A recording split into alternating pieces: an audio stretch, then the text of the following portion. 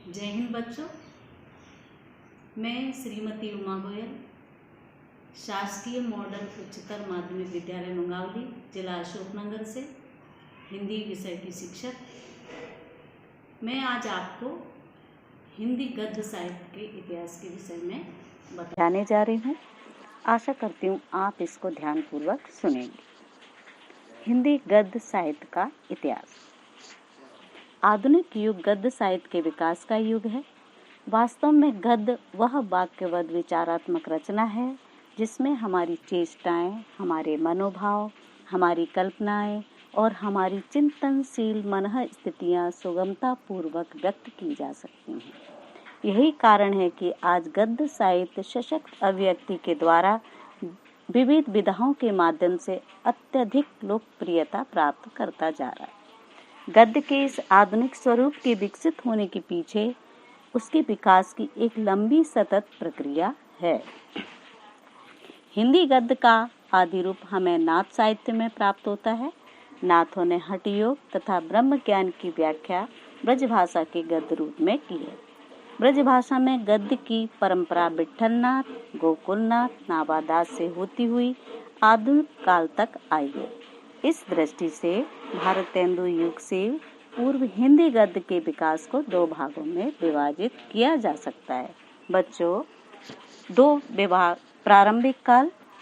Number 1, प्रारंभिक काल। ब्रजभाषा के गद्य का प्रारंभिक रूप जैन ग्रंथों में मिलता है। हठ योग तथा ब्रह्म ज्ञान से संबंध रखने वाली गोरखपंथी पुस्तकों में भी इसका रूप दिखाई पड़ता है। कृष्ण भक्ति से प्रभावित कुछ ग्रंथ इस युग में लिखे गए, जिनमें 84 वैष्णवों की वार्ता, 200 वैष्णवों की वार्ता आदि उल्लेखनीय है। बच्चों, दूसरा विकास काल। खड़ी बोली के प्रयोग के साथ ही गद्य का विकास देखने को मिलता है। आधुनिक काल में खड़ी बोली में जो रचनाएं हुई, उनका सूत्रपात 19वीं सदी के प्रारंभ से होता है।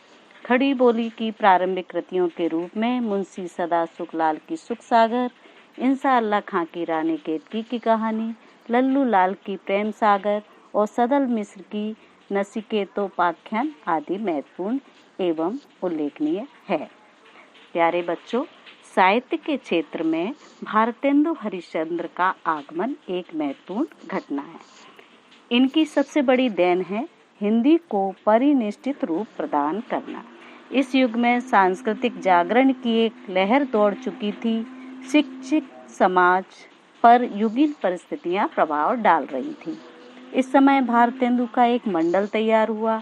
उसमें प्रताप नारायण मिश्र, बालकृष्ण भट्ट, चौधरी बद्री नारायण प्रेमघन, श्री जगमोहन सिंह, श्रीनिवास दास, अंबिका दत्त व्यास, राधाचरण गोस्वामी, मोहनलाल, विष्णुलाल पंड्या, तोताराम, काशीनाथ खत्री, राधा कृष्ण दास, कार्तिक प्रसाद खत्री आदि सम्मिलित थे। भारतेंदु के बाद हिंदी गद्य को सुव्यवस्थित और व्याकरण सम्मत बनाने में आचार्य महावीर प्रसाद द्विवेदी का विशेष योगदान है। उन्होंने सरस्वती पत्रिका के माध्यम से भारतेंदु के कार्य को द्रुत गति से आगे बढ़ाया। उनके समय तक हिंदी गद्य पूर्ण रूप से प्रतिष्ठित हो गया था और विभिन्न विधाओं में पूर्ण रचना भी प्रारंभ हो गई थी।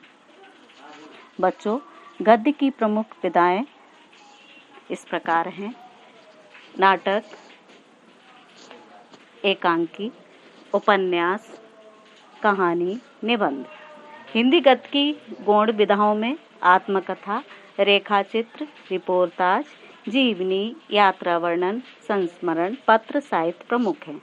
बच्चों, आज मैंने आपको हिंदी गद्य साहित्य के इतिहास के बारे में समझाया। अब मैं ये जो प्रमुख विधाएं हैं, इनको पृथक से विस्तार पूर्वक एक एक करके अगले उसमें समझाऊंगी।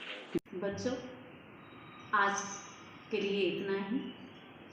मिलते हैं अगले अध्याय में। जय हिंद, जय भारत।